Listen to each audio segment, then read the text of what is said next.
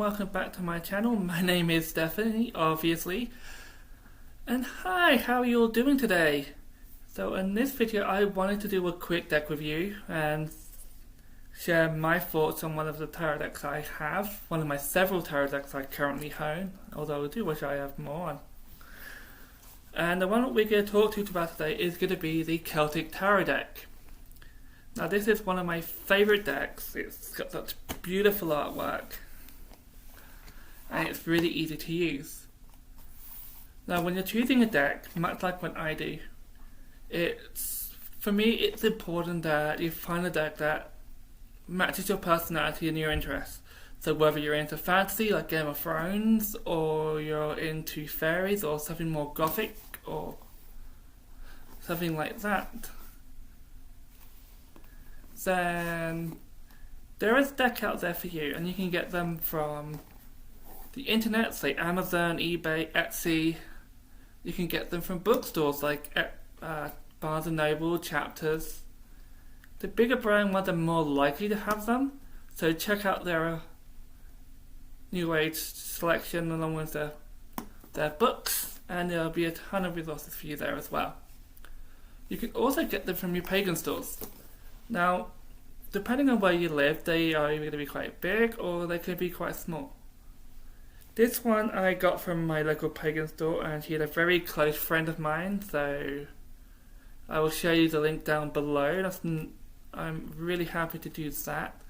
But without further ado, let's have a look.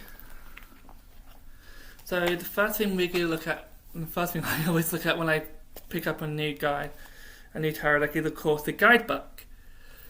Because no matter how often we think we know the cards, different people, different guidebooks may have different interpretations, or sometimes even different cards. For example, the other deck you may have seen on my Instagram or even on my YouTube channel, of course, it's my Wildwood Tarot, and some of the cards in here are different from in my other deck. So it's sometimes useful just to double check to see, what the meanings are and what they're supposed to represent. So a good clear guidebook is absolutely vital when you pick up a new deck. If it's too thin, it doesn't go into enough depth. If it's too thick, it's been padded out too much. So a good thickness should be something like this, with enough information and guide to help you understand the deck and how to use it in the best way. Of course, using intuition is just as important once you get more familiar with the deck, and the guidebook does become less important then. But that's not to say that it should be discarded. We all have times when we forget the meanings, though. Really good clear instructions and insight in the guidebook can really be a lifesaver. So for the guidebook, for this deck, I'll quite happily give it an 8 out of 10. The next thing we're going to look at is the cards themselves. Now, the quality of the artwork is, for me, really important because it helps me interpret the meaning of the card. If I can see what's going on, then I can kind of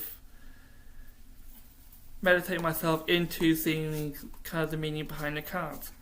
Again, this is where having a good clear artwork can also help you understand the meaning of the cards. Again, different decks have different artwork and sometimes different pictures and even different cards entirely.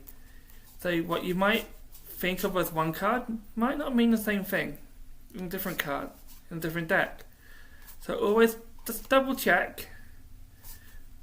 For example, in the Celtic Tarot deck, it's drawn in Celtic mythology, so some of the cards are very different and the images mean different things. So the artwork and the cards and the quality of the cards, I would give probably a 7. It's nicely detailed without being too much. For me, it is just right. But I never give perfection. I never give a 9 or a 10. The next thing you should really look at, of course, is how easy it is for it to understand the cards. Do the cards have keywords? Now, not all decks will do that. For example, this deck, the only time you have a keyword is when you look at the Major Arcana. For example, right here we have the High Priestess, which is one of the first 7 cards in the deck, of course. But then you have like the Queen of Swords,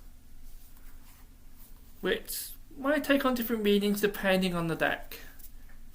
And again, in future videos I will look into more detail of these, so check those out later.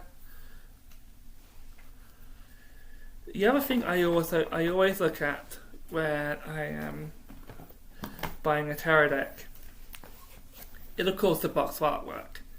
Does the box clearly depict the card and what they represent? Is it too generic? Is it too flimsy? Is it too heavy? There's nothing worse when you're going to pick up a box of cards and they all fall out. So having a good sturdy box that holds them in place is very, very useful for me. So for the box and the artwork, I'll give it an 8. It's definitely worth buying. So check it out.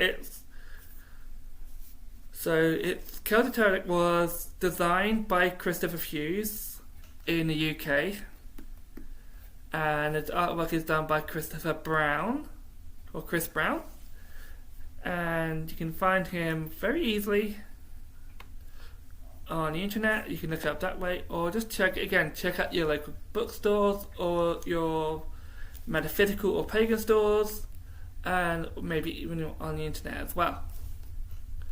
It's definitely one I would recommend, and it's definitely one that is good for beginners.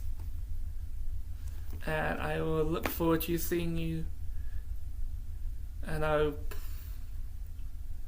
look forward to using this a lot more when I need really concise readings. And that is all. I look forward to seeing you in my next video. Don't forget to like and subscribe to my channel and check out my other videos. See you everyone. Bye.